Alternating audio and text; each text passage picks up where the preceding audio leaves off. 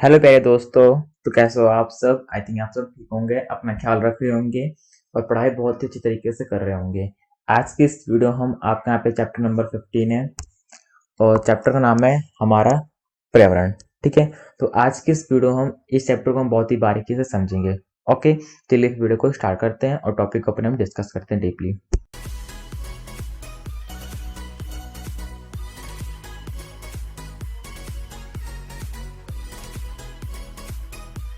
तो आपका यहाँ पे चैप्टर का नाम क्या है? चैप्टर का नाम है हमारा पर्यावरण। ठीक है, तो सबसे पहले आप समझिए कि पर्यावरण होता क्या है। यहाँ कह रहे हैं कि पर्यावरण का मतलब है वे सभी चीजें होती हैं जो हमें घेरे रखती हैं। ठीक है, एक बार आप खुद अपने चारों ओर देखिए, है ना, तो आपको यहाँ पे बहुत से सामान्य मिल जाते हैं। ओके, पेड़ पौधे हो गए, हवा हो गया, पानी हो गया, मनुष्य हो गए, जानवर हो गए, ये सब क्या है? ये हमें घेर के रखे हुए हैं। ठीक है, तो ये सब जो चीजें होती है ये सब हमारा एक पर्यावरण कहलाता है। ठीक है, और यहाँ कह रहे हैं कि जितने भी आपके यहाँ पे जैविक, अब जैविक क्या होता है? मतलब जिनमें जान होता है। ठीक है, जैविक क्या होता है? जिनमें जान होता है। ठीक है, और अजैविक क्या होता है? मतलब जिनमें जान नहीं होती, जो कि हमारे निर्जीव होते हैं। ठीक है, तो जैविक एवं अजैविक घटक हमारे शामिल होते हैं किसमें? हमारे पर्यावरण में। ठीक है, मैं आपको यहाँ पे जैविक और अजैविक के बारे में डीपली समझाता हूँ। देखिए आप नीचे, ये देखिए यहाँ पे बात करें यहाँ पे किसके बारे में? अजैविक घटक के बारे में। तो अजैविक घटक में आपका यहाँ पे आता है जैसे भौतिक कारक हो गया, अकार्बनिक पदार्थ हो गया, कार्बनिक पदार्थ हो गया। ठीक है, तो आपका बात में जो भौतिक कारक होता है, भौतिक कारक में आपका तापमान हो गया, आर्द्रता मतलब जो नमी हो गया, है ना, प्रकाश हो गया और वायुमंडलीय दाब, ये सब क्या होता है? ये सब आपके यहाँ पे भौतिक कारक में आते हैं। ठीक है, और आप कार्बनिक जो आपके पदार्थ हो, जैसे आपका जल हो गया, ऑक्सीजन हो गया, कार्बन डाइऑक्साइड और नाइट्रोजन, ये सब क्या आपके यहाँ पे अकार्बनिक पदार्थ के उदाहरण है। ठीक है, और कार्बनिक पदार्थ आपके यहाँ पे आता है प्रोटीन हो गया, कार्बोहाइड्रेट हो गया और लिपिड हो गया। ठीक है, आपको पता है कि प्रोटीन कार्बोहाइड्रेट क्या होता है, जो कि आपके इंपॉर्टेंट होता है आपके लिए। ठीक है, और जैविक जो घटक होता है मतलब जिनमें जान होता है, तो जिनमें जान होता है उसके यहाँ पे क्या है? जिनमें जान होता है जो आपके जैविक घटक होता है। ठीक है, इसको भी यहाँ पे तीन भाग में डिवाइड कर रखा है। ठीक, कौन कौन से? पहले आपके यहाँ पे उत्पादक है। अब उत्पादक क्या आता है? उत्पादक में आपके यहाँ पे हरा पेड़ पौधा होता है। ठीक है, अभी हम सिंपल इनके बारे में हल्का जान रहे हैं, डीपली अभी हम आगे पढ़ेंगे इनके बारे में। ठीक है, अगला आपका यहाँ पे उपभोक्ता। ठीक है, उपभोक्ता क्या होता है? मतलब जो जंतु होगी वो आपका यहाँ पे उपभोक्ता होता है। ठीक है, और अब घटक आपके यहाँ पे होता है सूक्ष्म जीव, जो छोटे छोटे जीव होते हैं आपके, बैक्टीरिया हो गया, ठीक है, फंगस हो गया, ये सब क्या होता है आपके यहाँ पे? आप घटक होते हैं। ठीक है, तो आप समझिए आपके यहाँ पे अजैविक घटक कौन कौन से होते हैं और जैविक घटक आपके यहाँ पे कौन कौन से होते हैं। ठीक है, ऊपर देखिए अगला पॉइंट आपका यहाँ पे ये है कि जैविक व अजैविक घटकों के जो आपका बात करें, जो इनका पारस्परिक जो मेल होता है, ठीक है, क्या इनके बीच में जो पारस्परिक मेल होता है उससे आपको यहाँ पे एक पारितंत्र मिलता है। ठीक है, अब देखिए आपका पहला टॉपिक यहाँ पे यही आता है कि पारितंत्र क्या होता है। अगर आपके पेपर में एक क्वेश्चन देते हैं एक नंबर में, ठीक है, कि आप बताइए कि आपका पारितंत्र क्या होता है, ठीक है, तो आपको सिर्फ यही लिखना पड़ेगा उसमें कि जब जैविक जो और जैविक घटक हो गया और आपके यहाँ पे जो बात है अजैविक घटक होते हैं। ठीक है, तो जैविक व अजैविक घटकों के बीच में जो पारस्परिक मेल होता है, ठीक है, वही आपका पारितंत्र कहलाता है। ठीक है, आगे देखिए अगला आप यहाँ पे है कि एक पारितंत्र में जीव भोजन के लिए एक दूसरे पर निर्भर करते हैं। बिल्कुल सही बात है। ठीक है, जिससे आहार श्रृंखला व आहार जाल बनता है। जैसे आप खुद देखिए, अपना भी देखिए। ठीक है, हम किसके ऊपर निर्भर करते हैं? हम अपने खाने के लिए पेड़ पौधों के ऊपर निर्भर करते हैं। ठीक है, जैसे आपको यहाँ से अनाज आता है। ठीक है, अब अनाज अपने आप थोड़ी बनाते हैं, पेड़ पौधे के ऊपर निर्भर करते हैं। ठीक है, वहां से लेके आते हैं, फिर पका के हम खाते हैं। ठीक है, तो इससे क्या होता है? यहाँ पे बात करें, हमारे पारितंत्र होता है। ठीक है, क्या पारितंत्र के अंदर आपका जो जीव होता है, ठीक है, वो भोजन के लिए एक दूसरे के ऊपर क्या होते हैं? निर्भर होते हैं, सिर्फ पेड़ पौधों को छोड़ के। ठीक है, और इससे आपका यहाँ पे एक आहार श्रृंखला बनता है। ठीक है, और आपका यहाँ पे एक आहार जाल भी बनता है। ओके, अगले देखिए अगला आपको यहाँ पे है कि मनुष्यों की गतिविधियों के कारण हमारे पर्यावरण में गिरावट आ रही है। अब गिरावट आने से क्या मतलब आपका बात करें यहाँ पे, जो आपका पर्यावरण होता है, आपका पर्यावरण आपका बहुत ही दूषित होता जा रहा है ना, मतलब उसकी जो बात करें शुद्धता, है ना, जो आपका प्योर होना चाहिए वो आपका प्योर नहीं है, शुद्धता नहीं है उसमें, वो आपको बहुत ही खराब होते जा रहा है, अशुद्ध होते जा रहा है। ऐसा क्यों हो रहा है? ऐसे आप खुद देखिए, आपके लिए यहाँ पे कार्बन डाइऑक्साइड गैस बढ़ रहा है कि नहीं बढ़ रहा है? आप खुद बताइए, कार्बन डाइऑक्साइड आपका गैस बढ़ रहा है। ठीक है, ऐसा पर्यावरण क्या होगा? प्रदूषित होगा। ओके, तो ये कह रहे हैं कि मनुष्य की गतिविधियों के कारण हमारे पर्यावरण में गिरावट आ रही है, वे समस्याएं उत्पन्न हो रही हैं। जैसे कि आप यहाँ दे रखा है कि ओजोन परत का ह्रास व कचरे का निपटान। ठीक है, आपको यहाँ पे दो बातें इस चैप्टर में पढ़ना पड़े कि जो बात करें ओजोन परत होता है, ये होता है क्या, इसका ह्रास से क्या तात्पर्य है। ठीक है, और जो कचरा होता है, कचरे के निपटान से क्या मतलब यहाँ पे है। ओके, जैसे आप खुद देखिए कि मनुष्य गतिविधि कैसे हमारे यहाँ पे पर्यावरण को प्रदूषित करती हैं। जैसे मान लीजिए कि कहीं पे बहुत बड़ा जंगल था आपका, है ना, उसे पूरा पूरा काट दिया। पहली बात, पेड़ पौधों को काट दिया, उससे आपके यहाँ पे ऑक्सीजन का कमी हो जाएगा, ठीक है, और आपकी वर्षा बहुत कम होगी, और यहाँ पे मृदा अपरदन बढ़ जाएगा।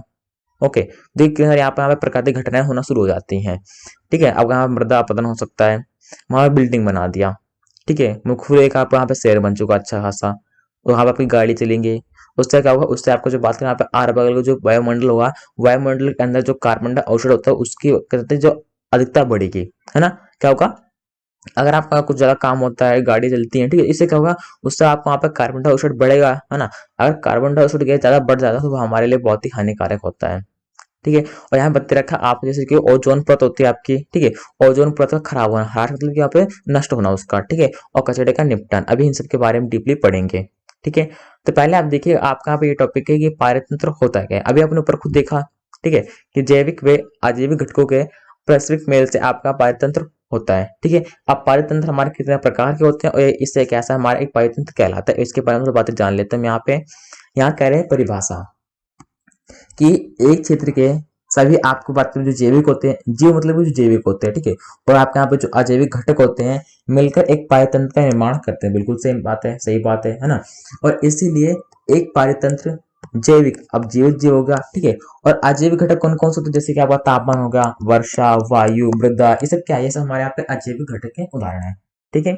और आपके यहाँ पे जो बात करें पारतंत्र होता है, ये हमारे दो प्रकार के होते हैं। अब आपके लिए इंपॉर्टेंट है, देखिए, अगर आपका पेपर में 3 नंबर में क्वेश्चन आ जाए कि आपको यहाँ पे लिखना है कि पारतंत्र क्या होता है और उसके यहाँ पे कितने प्रकार के होते हैं वो, ठीक है, क्या पारतंत्र क्या होता है और वो आपको कितने प्रकार का होता है, ये आपको 3 नंबर में आ सकता है क्वेश्चन, ठीक है। तो पारतंत्र क्या होता है आप लिख दो आराम से, ठीक है। बट हम बात करें यहाँ पे पारतंत्र के प्रकार के बारे में, तो पारतंत्र के यहाँ पे 2 प्रकार होते हैं। कितने प्रकार होते हैं पारतंत्र के आपके यहाँ पे?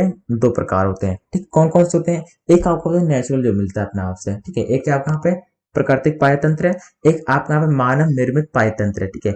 आप प्राकृतिक से तात्पर्य ये है कि जो मतलब कि अपने आप नेचर से मिल जाते हैं आपको, ठीक है। यहाँ लिख रखा है कि पारतंत्र जो कि आपका प्रकृति में विद्यमान हो, ठीक है। अब बट हम बात करें यहाँ पे जैसे कि मानव निर्मित पारतंत्र में, ठीक है, तो जो पारतंत्र मतलब मानव द्वारा बनाया जाता है, ठीक है, जैसे आपको खेत हो गया, है ना, और जलाशय हो गया, छोटे छोटे जलाशय बना देते हैं, बगीचा होगा, ठीक, ये सब क्या है, ये सब हम खुद अपने आप से बनाते हैं, पायस बने हुए थोड़ी होते हैं, ठीक है। तो वही यहाँ कह रहे हैं कि मानव निर्मित पारतंत्र वे पारतंत्र होते हैं जो कि मानव द्वारा बनाए जाते हैं, जैसे कि खेत हो गया, बगीचा हो गया, जलाशय हो गया, ठीक है, ये सब क्या है मानव द्वारा बनाए गए हैं। बट हम बात करें अभी प्राकृतिक में, तो जंगल हो गया आपका, अब जंगल कोई इंसान थोड़े बनाएगा, जाके न कोई सागर बनाएगा न कोई झील बनाएगा, ठीक, ये सब क्या है, ये सब आपके यहाँ पे नेचुरल है, प्रकृति से मिलते हैं आपको यहाँ पे। ओके, आई थिंक आप इन बातों को समझ रहे होंगे। आगे देखिए, आगे आपके यहाँ पे है कि पारितंत्र के घटक कौन कौन से हैं, वही सेम बात है कि पारितंत्र के आपके यहाँ पे कौन सा है, एक आपका है अजैविक है, एक आपके यहाँ पे जैविक है, ठीक है। और आपके यहाँ बात करो जो जैविक में, अजैविक का आपका अजैविक में यहाँ पे हवा हो गया, जल हो गया, भूमि, ये सब आता है, ठीक है। बट हम बात करें यहाँ पे जैविक में, तो जैविक में आपके यहाँ पे आता है, पहली बात तो उत्पादक आता है, दूसरा आपका उपभोक्ता आता है, और तीसरा आपके यहाँ पे अपघटक आता है, ठीक है। अब उत्पादक क्या होता है? उत्पादक वो होता है मतलब जो अपने आप से बनता है, ठीक है, आज जो अपना भोजन खुद बनाते हैं, हम कह सकते हैं सिंपल वे में, तो जो पौधे, जो बात की जो आपके स्वपोषी होते हैं ना, वो क्या होते हैं आपके यहाँ पे उत्पादक होते हैं, मतलब कि वो अपना भोजन खुद बनाते हैं, वो किसी के ऊपर निर्भर नहीं रहते हैं, ठीक है। जैसे हम बात करें पेड़ पौधे हो गए, है ना, वो अपना प्रकाश संश्लेषण द्वारा अपना भोजन बनाते हैं, ठीक है।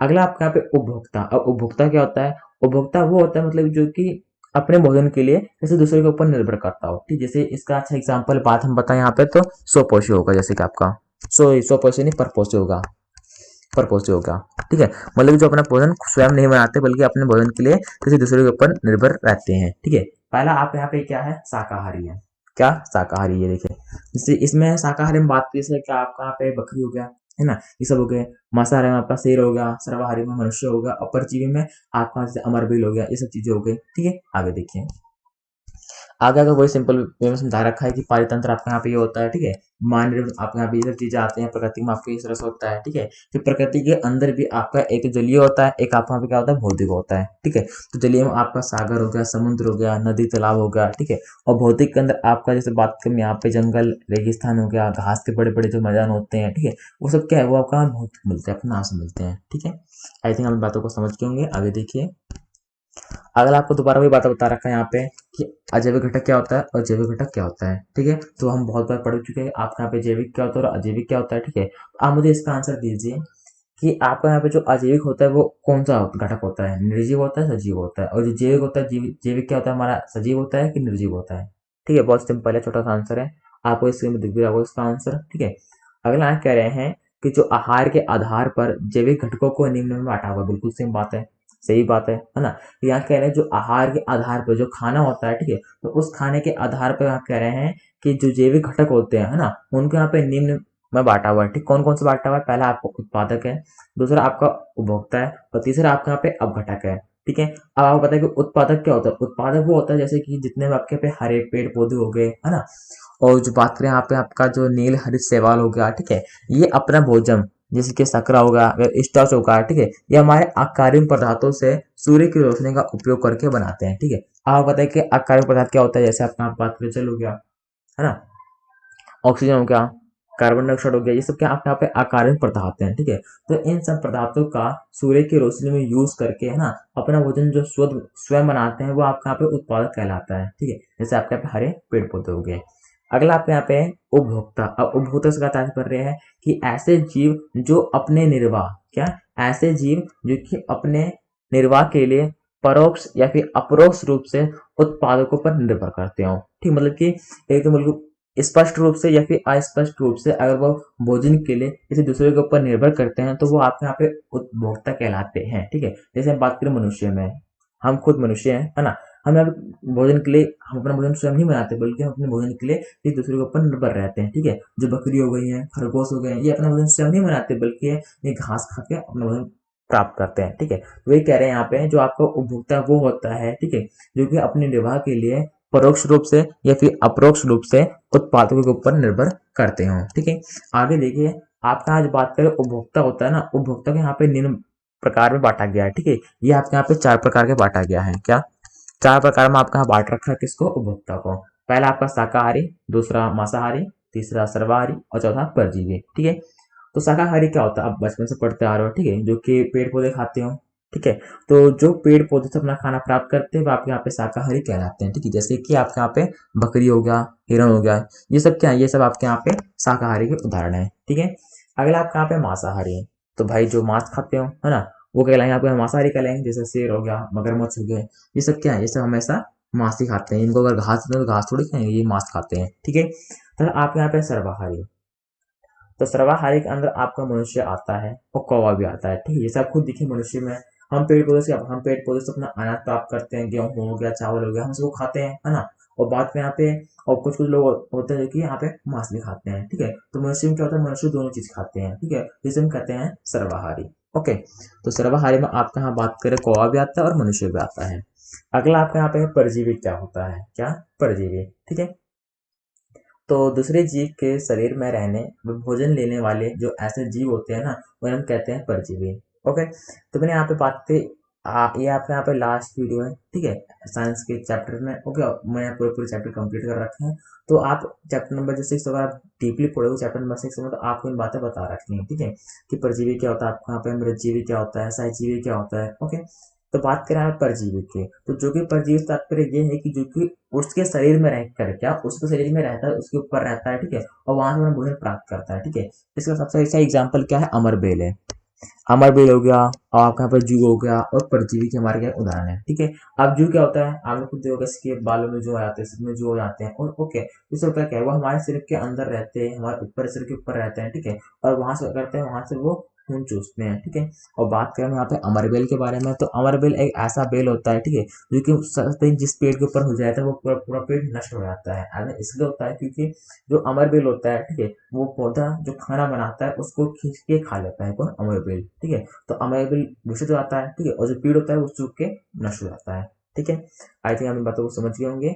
अगला आपके यहाँ पे है कि अपघटक क्या होता है, क्या, अपघटक आपके यहाँ पे क्या होता है। ठीक है, तो फफूंदी व जीवाणु जो कि मरे हुए जीव व पौधों के जटिल पदार्थों को सरल पदार्थों में विघटित कर देते हैं, वो आपका यहाँ पे अपघटक कहलाता है। ठीक है, तो वे कह रहे हैं जो आपके बैक्टीरिया होते हैं, आगे जो फंगस होते हैं, छोटे छोटे, है ना, फफूंदी होता है। ओके, ये करते क्या है, ये आपके यहाँ पे बात करें जो जटिल पदार्थ होते हैं, ठीक, जैसा यहाँ पे पौधा हो गया है, कोई जीव हो गया, अगर आपको मर जाता है, ठीक है, वो सब होते क्या है, वो आपके यहाँ पे जटिल पदार्थ में होते हैं, ठीक है, तो उनको धीरे धीरे धीरे क्या करते हैं, उनको धीरे धीरे सरल पदार्थ में कन्वर्ट कर देते हैं, ठीक है।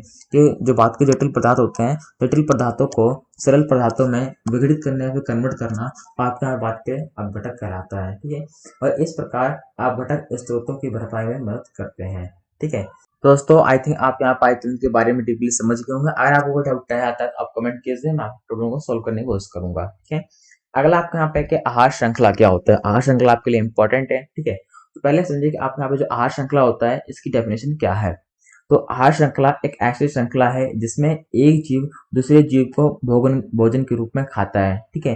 तो आपने भी ऊपर देखा है कि जो जीव होते हैं, है ना, पाचन के अंदर, वो एक जीव ना दूसरे जीव के ऊपर निर्भर करता है अपने भोजन के लिए, ठीक है। तो निर्भर कैसे करेगा, वो उसे खाएगा तभी उसके ऊपर निर्भर रहेगा, ठीक है। तो वही कह रहे हैं यहाँ पे कि एक ऐसी श्रृंखला होती है जिसमें जो एक जीव होता है वो दूसरे जीव के ऊपर निर्भर करता है भोजन के लिए, ठीक है। ये सिंपल मैं आपको समझाऊं, यहाँ पे जो घास होता है, क्या घास होता है, ठीक है, को घास यहाँ पे हिरन खाता है, ठीक है, तो उस हिरन को यहाँ पे शेर खाता है। तो चल के यहाँ पे एक श्रृंखला, एक लाइन चल रही है, ठीक है।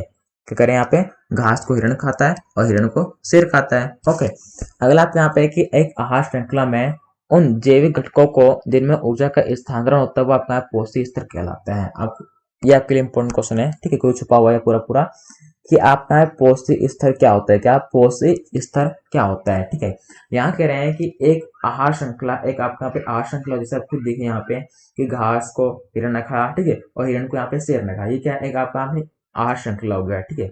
तो इस आहार श्रृंखला के अंदर इनके यहाँ पे जो जैविक घटक होते हैं, ठीक, क्या इनके जो जैविक घटक होते हैं उनका ऊर्जा का स्थानांतरण होता है, क्या उनकी ऊर्जा का स्थानांतरण होता है, ठीक है। तो आपके यहाँ पौष्टिक स्तर कहलाता है, ठीक है। आप खुद देखिए, अगर आप कोई चीज खाओगे तो आपको उससे ऊर्जा मिलेगी, नहीं तभी तो उसे खाते हैं जीने के लिए, ठीक है। और अगर हम किसी चीज को खाते हैं, जैसे आप खुद देखिए यहाँ पे जो घास है, घास को बकरी ने खाया, ठीक है, तो उस घास के अंदर जितने भी आपके जो जैविक घटक होते हैं, ठीक है, तो उससे क्या करें, उससे ऊर्जा प्राप्त कर लेगा, ठीक है। और अगला पॉइंट आपका यहाँ पे ये है कि एक आहार श्रृंखला में ऊर्जा का स्थानांतरण केवल एक ही दिशा में होता है, जैसे आप खुद देखें बगल में या पर डायग्राम में आपको देखिए, है ना। इसमें क्या हो रहा है, ये आप यहाँ पे घास है, ये क्या आप यहाँ पे घास है, ठीक है। तो इस घास को क्या कर रहा है, इस हिरन ने खा लिया, ठीक है। फिर इस हिरन को इसने करा यहाँ पे इस शेर ने खा लिया, ठीक है। तो यहाँ कह रहे हैं कि ये आपका हमेशा एक ही दिशा में चलता है, मतलब कि जो बात करें घास को शेर हिरन ने खाया, फिर हिरन को शेर ने खा लिया, ठीक, ये ऐसे चलेगा। अब ऐसा उल्टा थोड़ी हो पाएगा कि जैसे बात करें यहाँ पे जो हिरण होगा, हिरण ने शेर को, कभी ऐसा सुना आपने, सुना है कि जो हिरण है हिरण ने शेर को खाया, बिल्कुल नहीं सुना, है ना। और पेड़ हमारा जो हिरण को खा ही नहीं सकता बिल्कुल भी, क्योंकि भाई पेड़ खा थोड़ी किसी चीज को, है ना।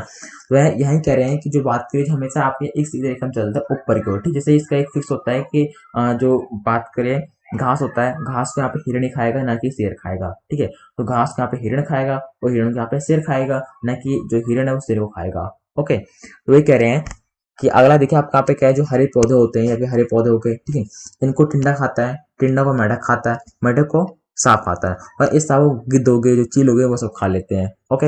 अब बात करें यहाँ पे जली के अंदर, जल के अंदर क्या होता है, जल के अंदर आप जो हरे पेड़ पौधे होते हैं, है ना, उनको बिच्छू खा लेते हैं, ठीक है। फिर इन बिच्छू को मछली को बगुला खा लेता है, ठीक है। तो इस तरह से आप यहाँ पे एक होता है कि श्रृंखला चलता जा रहा है, क्या आपका यहाँ पे एक आहार श्रृंखला चल रहा है, आहार श्रृंखला आपका यहाँ चलता जा रहा है, ठीक है। आप खुद देख रहे हैं यहाँ पे, ओके। आगे देखिए, आगे आपसे यहाँ पे कह रहे हैं कि हरे पौधे सूर्य की ऊर्जा का 1% भाग जो पत्तियों पर पड़ता है उसका वो अवशोषित करती हैं। ये आपके लिए बहुत ही इंपॉर्टेंट है और ये आपके एग्जाम में 1 नंबर में आ भी सकता है, ठीक है। जिसमें वो कहेंगे कि जो पौधे होते हैं वो सूर्य के प्रकाश का कितना प्रतिशत भाग अवशोषित करते हैं। तो जो बात करें हरे पेड़ पौधे होते हैं वह सूर्य के प्रकाश का 1% भाग, है ना, जो कि पत्ते के ऊपर पड़ता है उसको वो अवशोषित करते हैं। कौन, हरे पेड़ पौधे, ठीक है। अगला आपका यहाँ पे है जो कि है कि जो बात करें 10% नियम क्या कहलाता है, क्या 10% नियम आपका कहलाता है। इसको हम यहाँ पे लिंडमान का नियम भी कहते हैं लिंडमान का नियम, ठीक है। अगर मुझे इनकी पिक मिल जाए तो मैं आपको बगल में एडिट कर दूंगा, अपलोड कर दूंगा, आप देख लेना, ठीक है, कि लिंडमान कौन से हैं, ओके। तो आपका अगर पेपर में आ जाए कि लिंडमान का नियम कहलाता है या फिर 10% नियम क्या होता है, इसके बारे में थोड़ा जान लेते हैं। यहाँ कह रहे हैं कि एक पॉजिटिव स्तर से दूसरे पॉजिटिव स्तर में केवल आपके यहाँ पे 10% ऊर्जा का स्थानांतरण होता है, जबकि जो 90% जो ऊर्जा होता है वो वर्तमान पॉजिटिव में जीव क्रियाओं में उपयोग होती है। ठीक है, यहाँ देखिए कह रहे हैं, जैसे आप समझाते हैं बात को नहीं, यहाँ कह रहे हैं जैसे मान लीजिए वो घास ही है, आपका जो बात कर क्या है घास है, ठीक है, इस घास को ये हिरण खाएगा, ठीक है, तो जब ये इस घास को जो हिरण खाएगा, ठीक है, तो इसके अंदर जितनी भी ऊर्जा होगा, ठीक है, इस ऊर्जा केवल जो हिरण है, हिरण को सिर्फ 10% ही मिलेगा। समझा यहाँ पे क्या, कि जो बात करें पेड़ पौधों के अंदर जितना आपके यहाँ पे जो एनर्जी होगा, जो ऊर्जा होगा, ठीक है, उसका केवल 10% आपका यहाँ पे हिरण को मिलेगा, ठीक है, और जो 90% होगा वो घास के अंदर ही रहेगा। ठीक है, और ऐसा बिल्कुल सेम ऊपर भी होता है। ठीक है, अब जैसे मान लीजिए कि जो हिरण है, हिरण को क्या करा, शेर ने खा लिया। ठीक है, तो हिरण के अंदर जितनी भी एनर्जी थी, ठीक है, जितने बात थी उसके पौष्टिक स्तर में है ना, तो उसका वो सिर्फ केवल 10% ही अचीव कर पाएगा, मिलेगा उसे। ठीक है, और जो 90% होगा वो हिरण के अंदर ही रहेगा।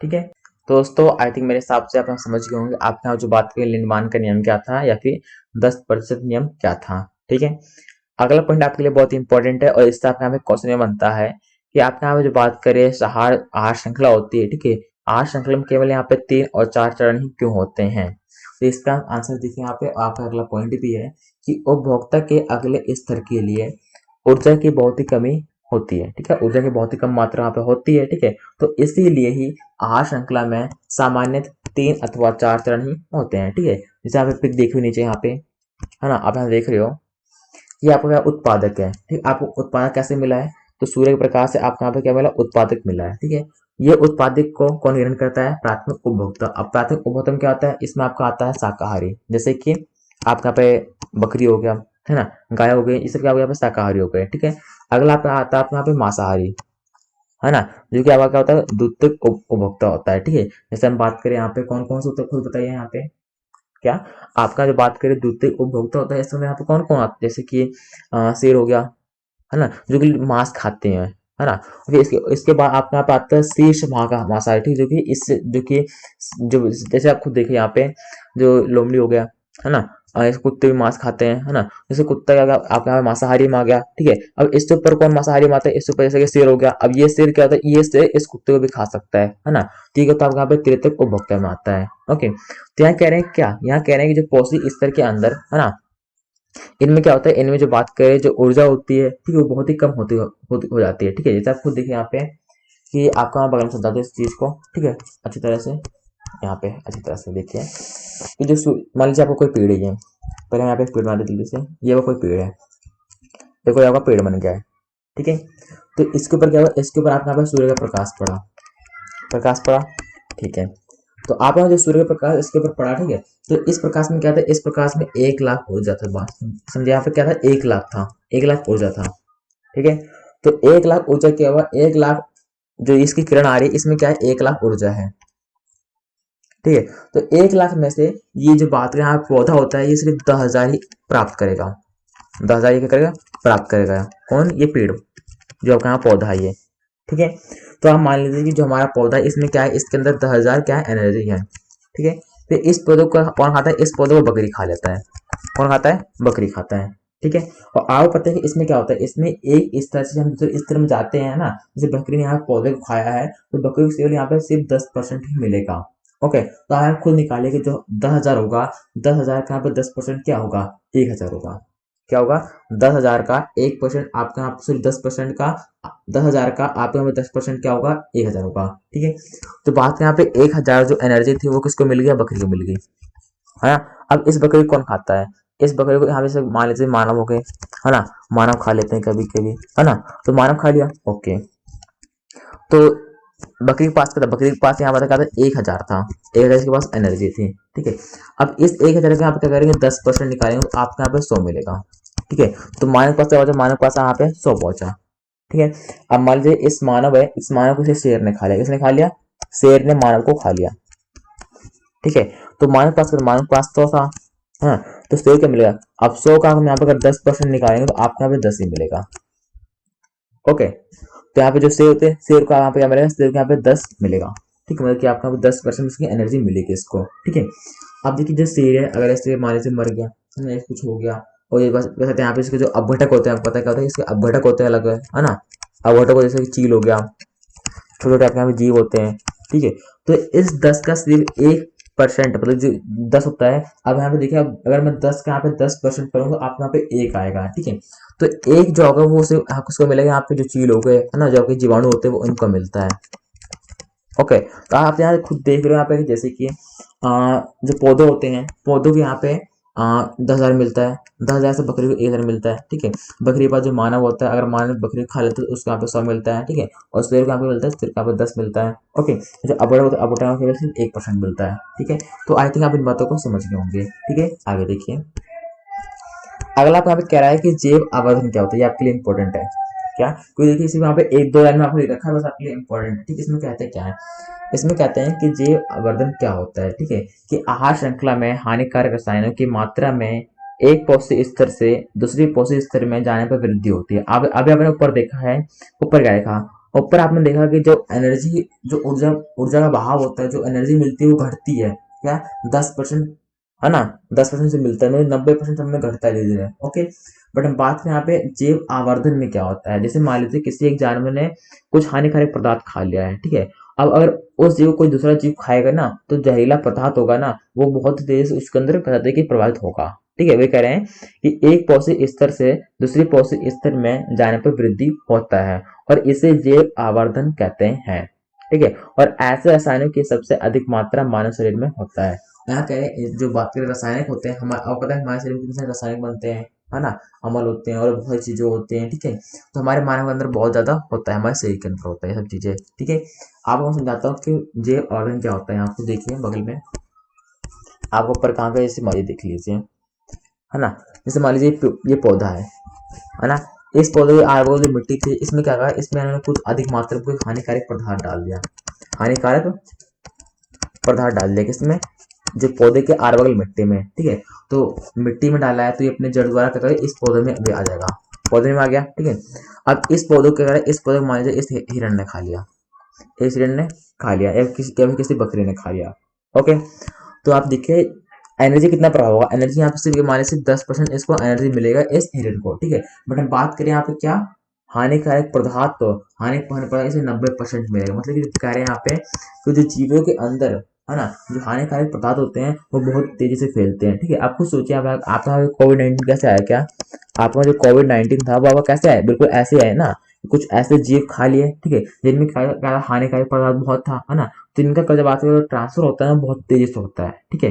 क्या जो हानिकारक पदार्थ होते हैं, स्थानांतरण होता है वो बहुत ही तेजी से होता है, बहुत अधिक मात्रा में होता है, और तेजी से हमारा बढ़ता भी है, ठीक है। तो आपने खुद देखा कि इनमें जो बात करें, जो पौधे में, इसके अंदर क्या मान लीजिए कि इसके अंदर जो हानिकारक पदार्थ है ना, वो यहाँ पे 20% मान लीजिए, है ना।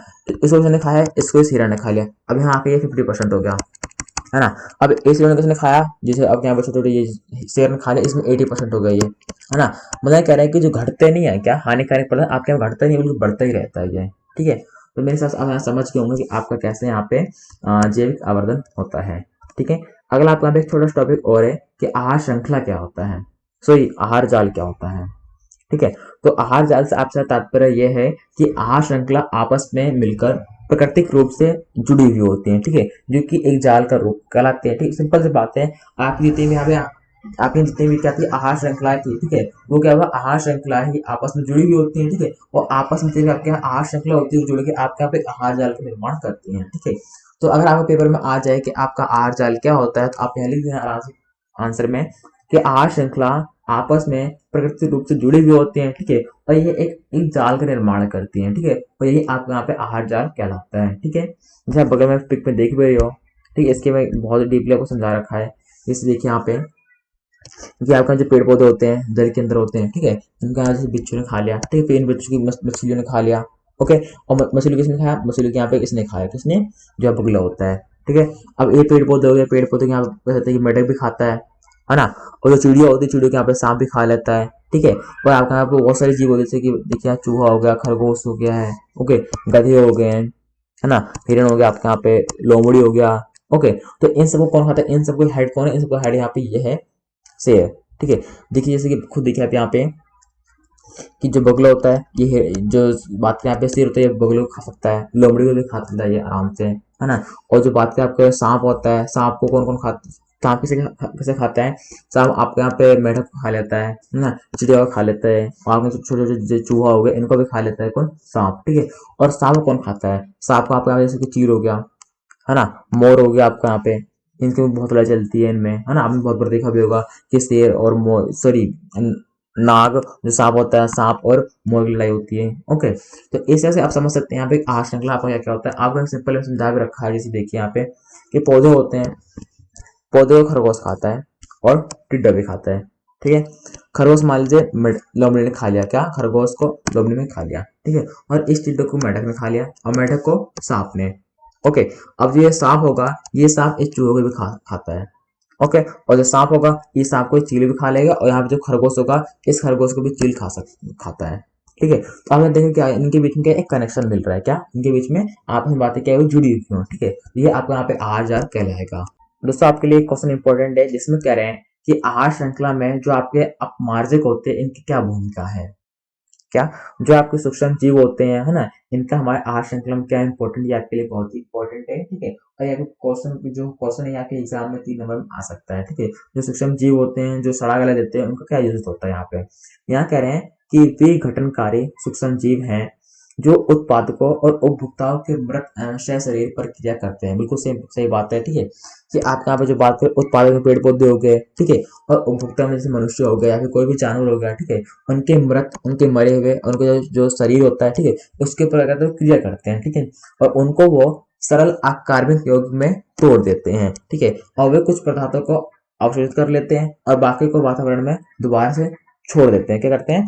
बाकी को वातावरण में पूर्ण चक्रण के लिए या फिर भविष्य में उत्पादकों द्वारा उपयोग करने के लिए छोड़ देते हैं, ठीक है। और पर्यावरण में इनकी महत्वपूर्ण भूमिका होती है, ठीक है। और ये जीव अपशिष्टों का अपमार्जन करते हैं और इन्हें सरल पदार्थों में परिवर्तित करते हैं। बिल्कुल सही बात है, ठीक है। अगर आप यहाँ पे जैसे बात करें जो सूक्ष्म जीव होते हैं, अगर वो नहीं होंगे तो क्या होगा? अगर सूक्ष्म जीव नहीं होंगे तो हमारा पूरा पूरा जो बात करें, जो हर जगह गंदगी होगा, है ना। आप खुद सोचिए कोई जीव मर जाता है, अगर वो सड़ेगा नहीं, गलेगा नहीं, ठीक है, अगर वो सरल पदार्थ में कन्वर्ट नहीं होगा तो वहाँ पर पूरा ढेर ढेर लग जाएगा, है ना। और ये मृदा में कुछ पोषक तत्वों को स्थापित करते हैं और मृदा को उपजाऊ बनाते हैं, ठीक है। तो ये आपका थोड़ा इंपॉर्टेंट होगा, थोड़ा ध्यान से देख लेने से, ठीक है। अगला आपके यहाँ पे ये है कि आहार श्रृंखला और आहार जाल में क्या अंतर है। ये भी आपके इंपॉर्टेंट है, कहीं आप कंफ्यूज होंगे कि आहार श्रृंखला और आहार जाल बिल्कुल सेम होता है, ठीक है, बट बाय सेम नहीं होते हैं, ठीक है। यहाँ क्या है कि आहार श्रृंखला में पहले आहार श्रृंखला में तो इसमें कई पोषक स्तर के जीव मिलकर एक आहार श्रृंखला में आते हैं। बिल्कुल सही बात है। क्या? आहार श्रृंखला के अंदर क्या? आहार श्रृंखला के अंदर ना पोषक स्तर होता है। क्या? आहार श्रृंखला के अंदर पोषक स्तर होता है, ठीक है, और आहार जाल के अंदर ना आहार श्रृंखलाएं होते हैं। समझे यहाँ पे क्या कि आहार श्रृंखला के अंदर पौष्टिक स्तर होता है और आहार जाल के अंदर आहार श्रृंखलाएं होते हैं, ठीक है। और इसमें ऊर्जा प्रभाव की दिशा रेखीय होती है, मतलब कि एक ही दिशा में आपका क्या होता है, ऊर्जा का प्रभाव होता है, ठीक है। बट यहाँ बात करें इसमें ऊर्जा प्रभाव संख्यित होता है, मतलब ये एक हमारा रेखीय नहीं तो बिल्कुल घुमावदार होता है, ठीक है। तो आपने देखा जैसे एक जीव यहाँ पे हो गया, ठीक है, इसको यहाँ पे एनर्जी मिल गया, इसको यहाँ से मिल गया, इसको ऐसे मिल गया, ठीक है, वो फिक्स नहीं, एक लाइन में नहीं है। ओके, आगे देखिए।